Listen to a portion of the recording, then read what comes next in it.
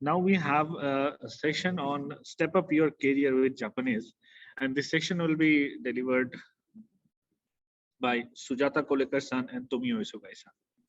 So let me quickly introduce Tomio Isogai-san. Anyway, who he is actually not requiring any um, formal introduction because people in the Indo-Japan community by these days know all about him. So just a few sentences.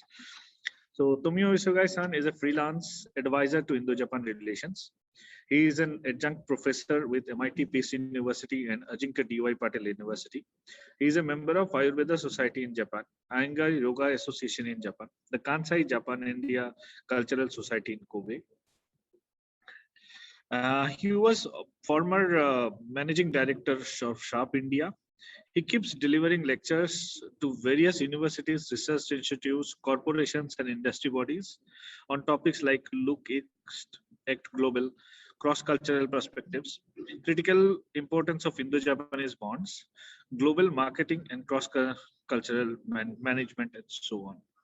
So there is a lot that Isogai-san is doing, and I think you will be able to appreciate more during this talk itself. So with this, let me quickly share. Son is an accomplished bilingual professional. She has done bachelor's in computer engineering from Pune University and MBA from Melbourne University.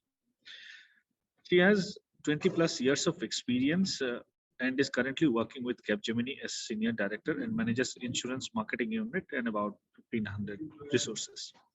So I think there is a lot for Sujata-san also to read about, but it's already 5 minutes down the line and we don't have much time.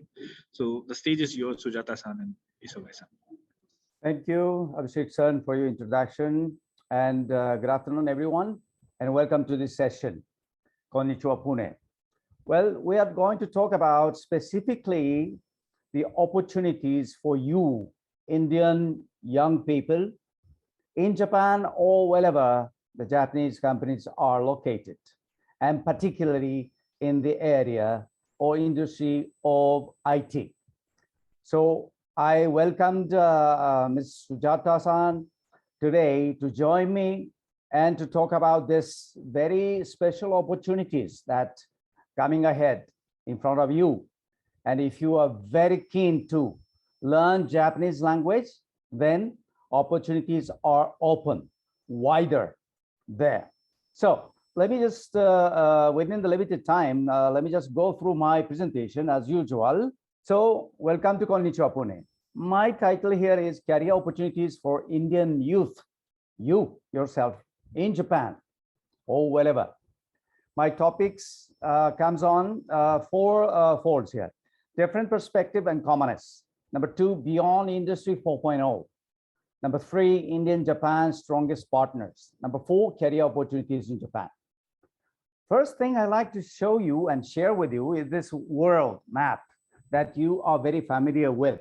But this is not the world any single Japanese people are seeing, because we Japanese people look at the world only this way.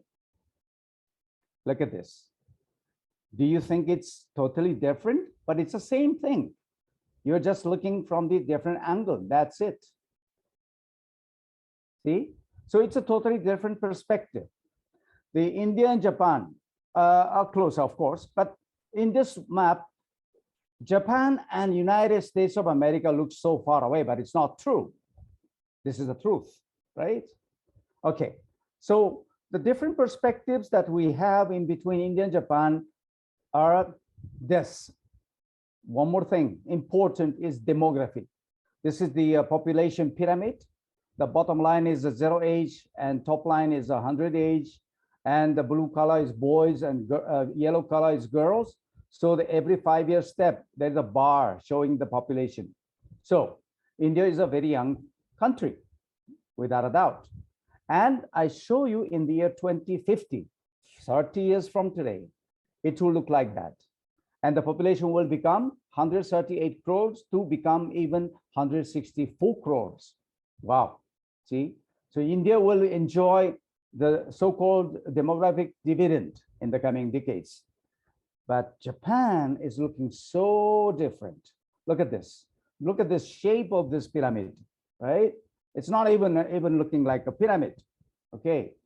The Japan's population is 13 crore to become, after 30 years from today, even less than 11 crores, or maybe less than that. So it's a totally different shape of the population. That is what we need to look at as a reality. So Japan is in desperate need of young manpower like you in all industries where no robotics or AI can replace the humans. That means a lot. Okay. Now, differences are there, but something in common we have in common, we can share is there. Something I like to show you. Yes, Buddhism, born in India, brought up in Japan, very strongly and widely. This is the largest statue of Buddha, inaugurated in 752 years by an Indian monk, Bodhisena. And Japanese people worship nature as gods. Mountains, trees, rivers, and sea, and rocks like these. We believe gods are there to protect us. And the three wise monkeys, many of you might have heard about. Yes, because of the Mahatma Gandhi ji, speak no evil, see no evil, hear no evil. But did you know that these three wise monkeys are very well known in Japan too? Because it was there 300 years or more before Mahatma Gandhi ji talked about them. So that's another thing. And look at those statues of God and Goddess. Aren't they looking familiar to you? Yes, they are. Benzaiten, Kangiten, and Tamonten, but those are really all from India. Saraswati, Ganesha, and Kubera. Just Lord Ganesha is not just one deity worshipped in Japan, derived from India. There are many more. Lakshmi, goddess, is also worshipped in Japan. Now, let's talk about some of the future prospects. Industry 4.0 is now, we are living in there. See, the third and the fourth industrial revolution, where we are living right now. But the next will be Industry 5.0, maybe, as the Europeans say, human-centric, sustainable, and resilient society. Industry 5.0. They are talking about it. Okay. But in Japan, we are not talking about Industry 5.0. We talk about Society 5.0 instead. What is that? The Society 1.0 was hunter-gatherer society. 2.0 was agrarian or agriculture-based society. Industrial society was the 3.0. And we are living now in the Society 4.0, which is information society. And now the next Society 5.0 will be a human-centered society that balances economic advancement with the resolution of societal problems, social problems, by a system that highly integrates cyberspace and physical space. So how it goes, Society 5.0 achieves a high degree of convergence between cyberspace and physical space. Huge amount of information collected by sensors in the physical space can be accumulated in cyberspace and analyzed by artificial intelligence. So AI will become the focal point of any industry, any industry in the coming years. So this is the image of current information society 4.0, and this is the 5.0. So 5.0, Society 5.0 would also contribute to meeting the Sustainable Development Goals, SDGs, established by the United Nations. And Human-Centered Society 5.0 will be the Japan's next goal. Okay, it intends to accomplish by incorporating advanced technologies in diverse industries and social activities and fostering innovation to create new values. So creating new values are the goals.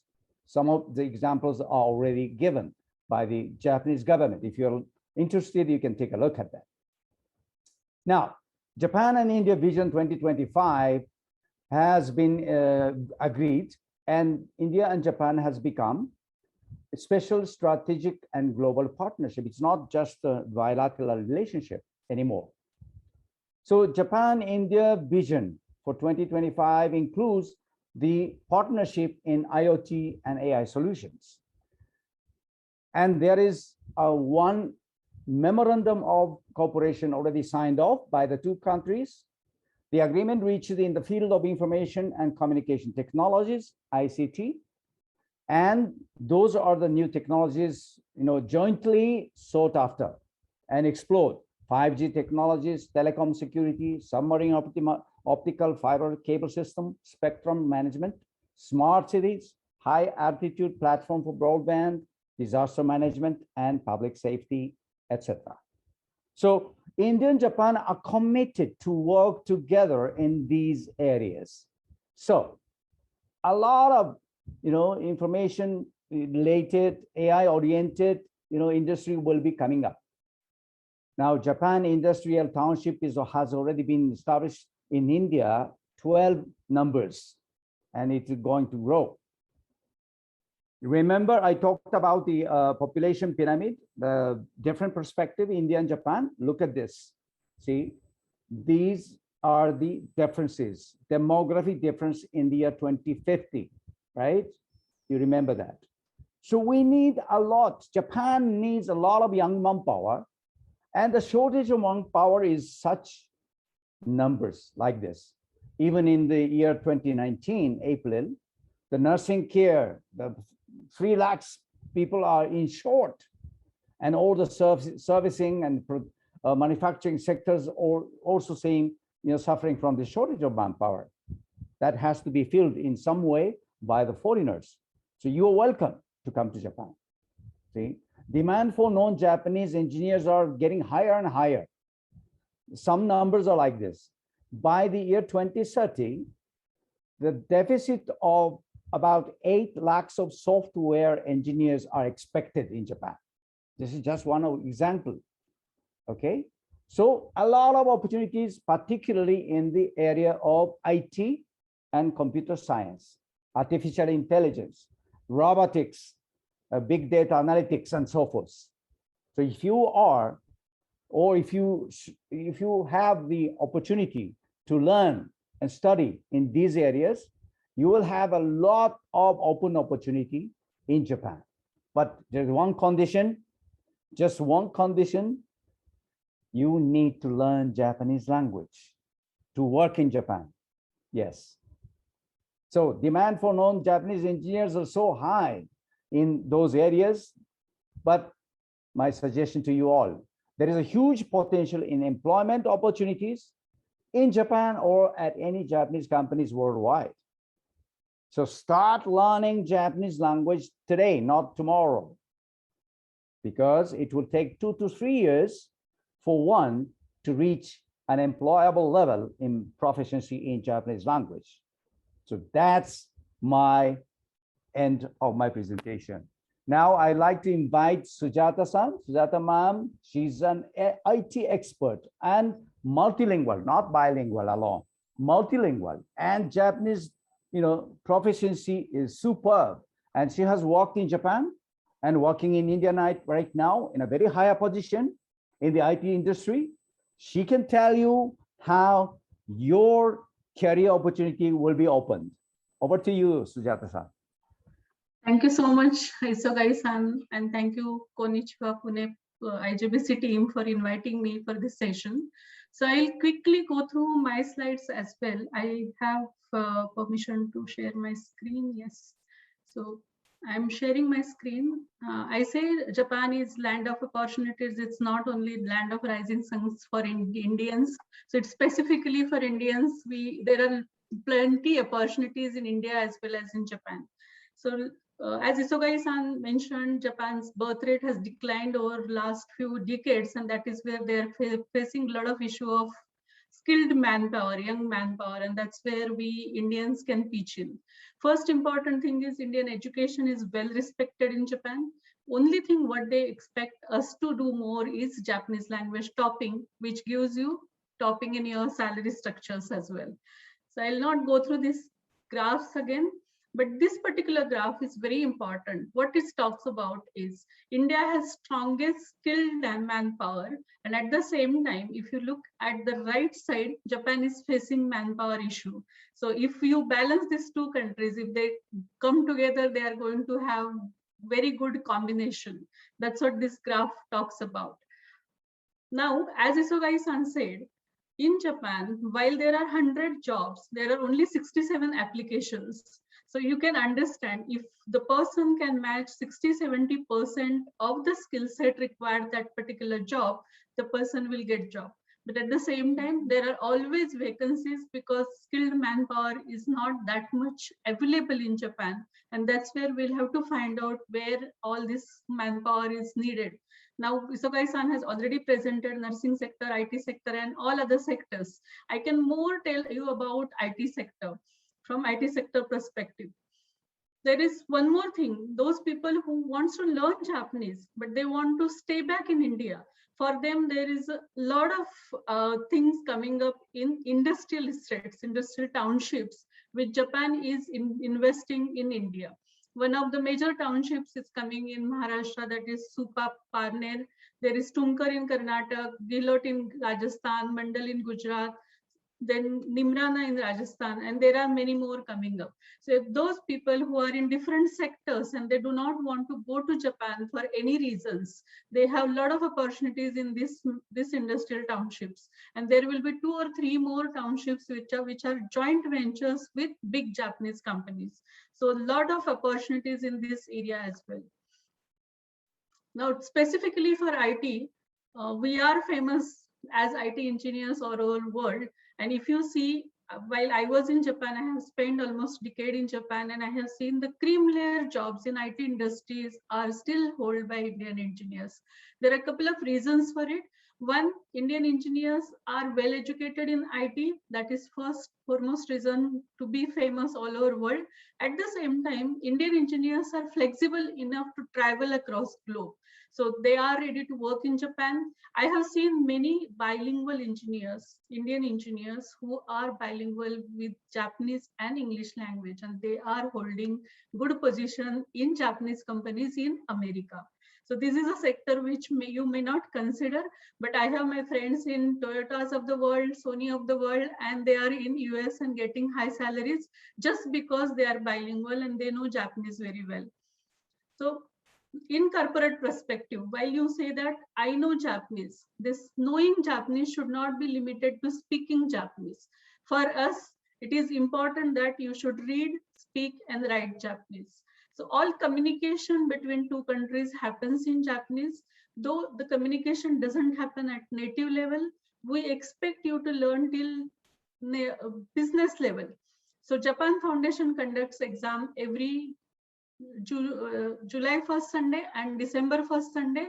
You need to clear this exam up till level 3. It starts from level 5 as a basic level, level 4 as another upside level, and level 3 is a business level, which we call as. And all our clients, while we are serving from India, they're expecting us to go through level 3. So while you are level 3 bilingual engineer, you need to read, write, and speak Japanese. Again, JLPT exam is all about MCQs, multiple choice questions, wherein you need not to read and speak Japanese, but interviews happens in speaking Japanese, and sometimes interviewer may ask you to read paragraphs in Japanese. So all you need to know is all aspects of language, then only you will be recruited. Now these trainings are related to institute to institute, but general idea is JLPT level 5 takes about 120 hours of training, level 4 takes about 150 hours of training, and level 3 takes about 200 hours of training. Now this can be varied between institute to institute because the catering of that institute depends on which engineers or which students are learning. So it can vary on those student base as well. But generally those students who are getting into IT industry, this kind of training is enough. Now, this is a career graph in IT industry. If you get into, say, service industry like Capgemini. So if you are having a plain graduation, we give you plain salary, which is fixed salary of fresher engineer. But if you are a level 5, that means you have started your career in Japanese and you have cleared JLPT level 5, your salary increases almost 1.5 times what you get as a base salary. If you are level 4, it goes up to 2 times. And if you are level 3, we may recruit you here in India and send you to Japan immediately after 5 or 6 months of training. So with Japanese, this opportunity comes to you faster than anything else. Japan is investing a lot in India. I'm talking typically for IT industry, but you be mechanical engineer, you be civil engineer or any other engineer, we at our corporate level, we're recruiting all type of engineers if they have done Japanese. So we are not limiting our recruitment to IT and computers. Any engineering, BSc, BCA, MCA, MCM, all those kind of allied courses which has some science base, we are recruiting all of them and giving this kind of salaries. Current recruitment is limited to some 100 numbers, but from next year onwards, these are going to be multifold numbers. And we are talking to many universities to include Japanese in their curriculum. With this, I think I will stop here because we have limited time and we can go through questions. Thanks, Sujata-san. Abhishek-san, if you find any questions coming from the audience, just please share. Yes. If not, you may ask us any questions on behalf of the audience in the future. Some people may listen to us in the recording session. Yes. So first of all, thank you very much to both of you. Lot of insights and information for our prospective students and who wants to make career in Japan. I have a question for you. What are the opportunities available in Japan for healthcare management professionals? Yeah, I think If you there want to are comment on that. many healthcare management as well, but it requires some special kind of skill set or maybe certification required to get such positions. There are certain certification processes, licensing processes and certification courses, but those are generally given by the Japanese language as well. So back again, the Japanese proficiency is the requirements anyway, but there are certain opportunities there, especially in the senior care. Caregivers are in big demand. Of course, those carers are the most in demand, but for those foreigners coming to work on that, there should be some people who need to administrate and control those manpower as well. I think there are certain opportunities coming up. Sujata-san, any additional comment? I think for healthcare sector as well, what we say is you need to know Japanese till level 3 because you need to communicate everything in Japanese in Japan. Secondly, I have seen the 60 plus Japanese people are increasing day by day. When I was there were so many in my area itself, so I can assure you that. And though those many people are not there to take care of them, so that area is definitely required so many foreigners, and obviously we will talk about Indians. Only thing is they should know vocabulary of medical sector in Japanese, and there might be a patch-up course between whatever nursing we do in India and what is required in Japan. So one has to find out what is required to migrate as a paramedical in Japan. Yes. Okay. And you think that to start with somebody, if somebody is having an entry level of efficiency, they can at least get started. And once they're there with they will probably be able to accommodate more Japanese language ability. Yes, that is always case with all the professionals. They should start with level 3. Level 3 is a basic level asked by all the clients in Japan these days. Yeah, Okay. can I just ask Sujata-san, on top of the specialty in their own areas of study or expertise, and Japanese is an additional skill set required, but are those two sets of skill set is enough to get good employment in Japan, or do you think any other factor, that people should know? Just the knowledge of their skill set and just the knowledge and skill of proficiency in Japanese language, is it enough? Uh, so very good question, Isogai-san. I would say that it is not enough. One has to understand Japanese culture and Japanese business culture. Again, two different things. Japanese culture itself is different, though for Indians it is easy to understand that culture because we follow few similarities in festivals and many other things. And Japanese business culture is core. I tell all the students who go through N5, N4 class, let them learn Japanese business culture as well. That how much to go in front of whom. That helps a lot while you are interacting with Japanese people. At the same time, in cultural aspects, one should understand what is green tea ceremony, how to use yukata, what is difference between yukata and kimono. So these aspects, if the person knows, he migrates well into society and he feels home while they are there in Japan. So everything, mix of everything will make life easy in Japan. Yes, I think that's the conclusion of our session today. Yes, back to you, Abhishek. Absolutely. Yeah. So once again, thank you very much. It's really wonderful listening to both of you, and I think we will together we will be able to bridge the gap, and we will have a lot of Japanese society ready people moving in from India to Japan. So once again, thank you very much, and please stay tuned for our next program. Thank you so much. Thank you.